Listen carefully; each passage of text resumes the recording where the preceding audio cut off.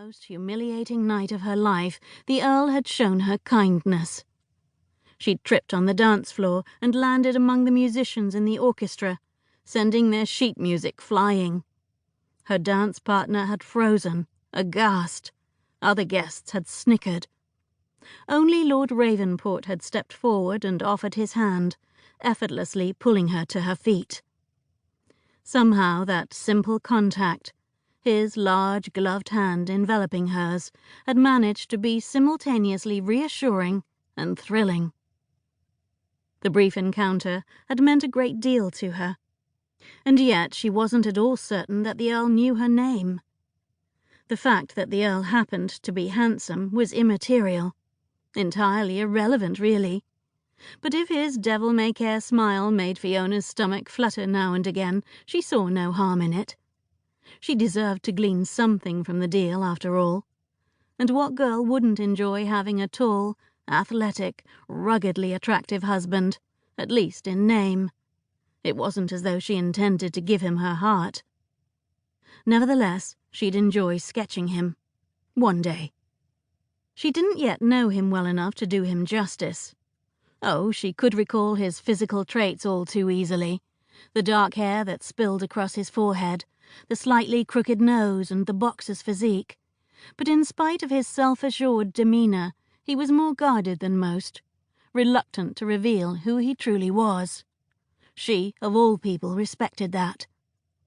Fiona tapped a fingernail on her gleaming mahogany desk, determined to forge ahead. How precisely did one broach the subject of marriage with a relative stranger? Shrugging, she dipped the nib of her quill and let the ink flow. "Dear Lord Ravensport, we've not been formally introduced, but you may remember me from the Millbrook Ball, where I tripped during the cotillion and tumbled headfirst into the musicians, knocking the violinist clear off his chair. Would you consider binding yourself to me in matrimony for the rest of your natural life?" A bit too honest, perhaps, and too direct. Miss Haywinkle would be utterly appalled by Fiona's lack of decorum. Though the thought of shocking her former headmistress cheered her slightly, the latter would never do. Sighing, she tossed it in the dustbin, withdrew a clean sheet from the desk drawer, and began writing anew.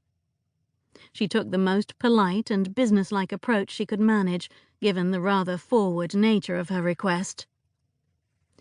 "Dear Lord Ravensport, I am writing to you with a proposal that is unconventional but quite sincere.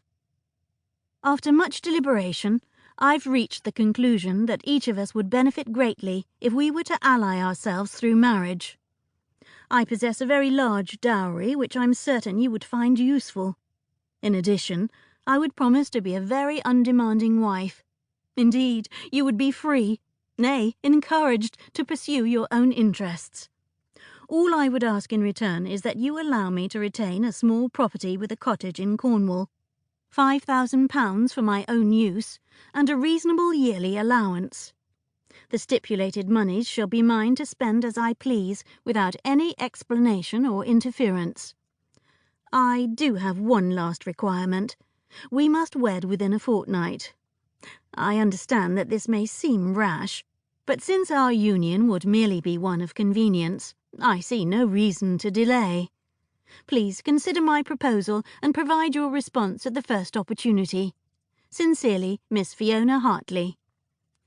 In the end, she was quite satisfied with the result, and yet her hands trembled as she folded the sheet and melted the sealing wax. Once sent, the letter could not be retrieved. The words could never be taken back.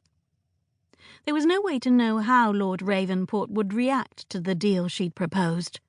He might tell all his friends and make her the laughingstock of the ton, or he might refuse to dignify her proposal with a response. But proposing to him was her best hope of sparing her sister Lily untold ridicule and pain.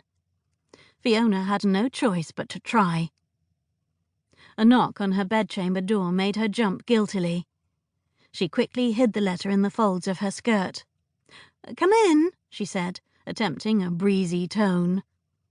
Her sprightly maid, Mary, bustled into the room, and Fiona released the breath she'd been holding. "Pardon the interruption, Miss Fiona,"